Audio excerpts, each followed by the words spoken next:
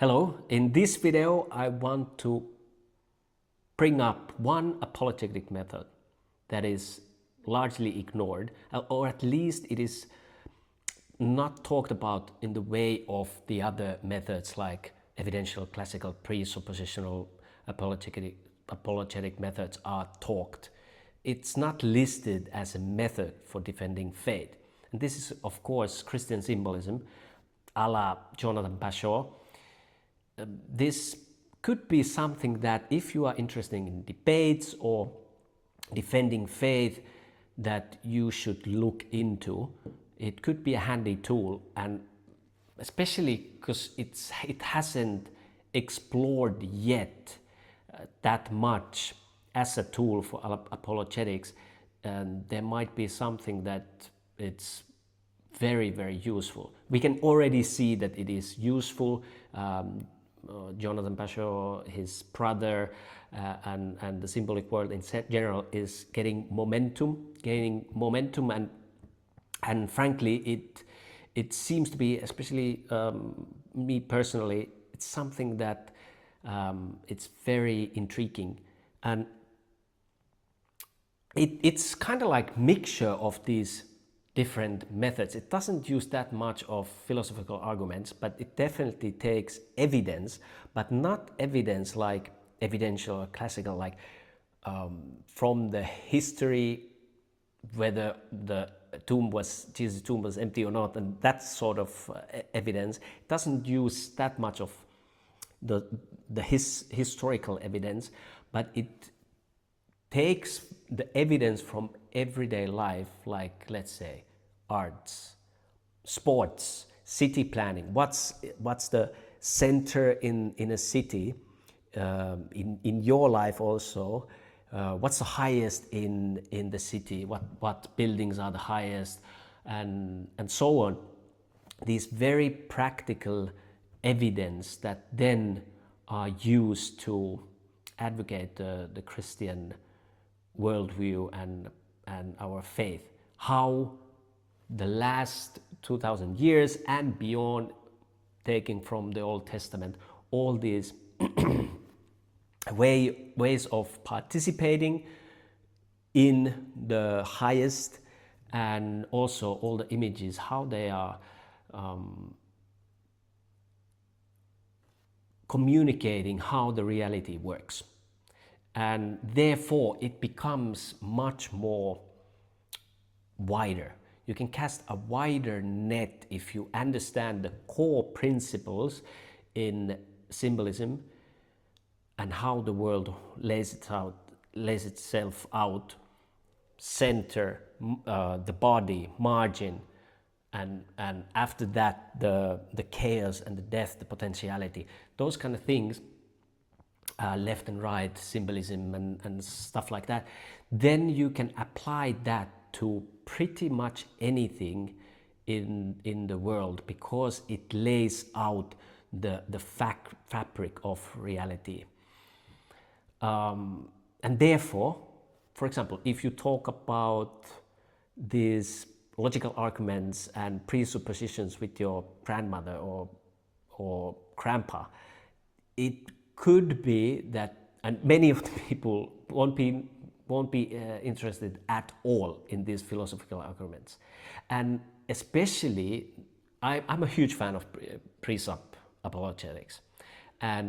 But at times, and many times, not only at times, many times, this method can be like taking a hammer and really like hammering the the truth of God and Christianity into the opponent or person who you are talking with, and as such, it doesn't relay the message in a way that could be reach out with the wider audience, and you can't really like use, like you can see how Bashaw is talking about, and even his brother is talking about very different kinds of people, professionals, and you can't go into this discussion with only the presup tool or classical tool and start talking about kalam arguments to your neighbor or your mother, you know. But if you take this person to see a medieval old town, and you concretely show that there is the church in the middle, the church is somehow set apart from the rest of the city. Around that church are the most important buildings, the banking and the armory and the noblemen palaces and city council and so on. And further away from that, it's the more residential farming, and then the forest where the town limits start to break down. So if you show this to them, it becomes really tangible, concrete, that they can understand why cities were planned, like towns were planned around that which was most important for them. And why, when you take them into the church is built in the same way. There is the Holy of Holies, or the sanctuary, and the nave and the narthex. And again, it is laid out the same way. And then you can talk about the heart, the senses, the something that you put on, how that is something extra on you, and where the kind of like the chaos and the death comes upon you, the garments of skin. And so you can build up, weave into the Christianity something very, very tangible. And it becomes more than just these philosophical arguments. And therefore, it is, in my opinion, better way to defend your faith, and something that we should be talking about more, in fact.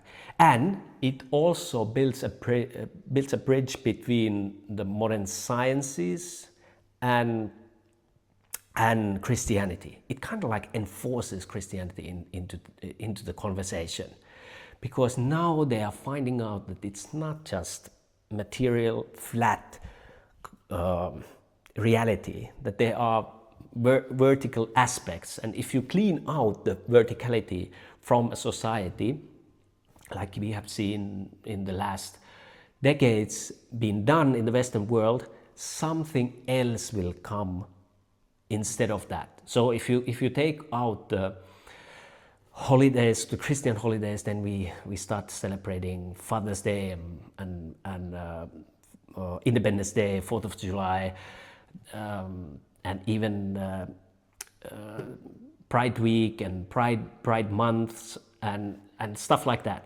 So there is, if you flatten the hierarchy that we have been doing in the Western world, something else will take upon that hierarchy. And then it's in the worship as well.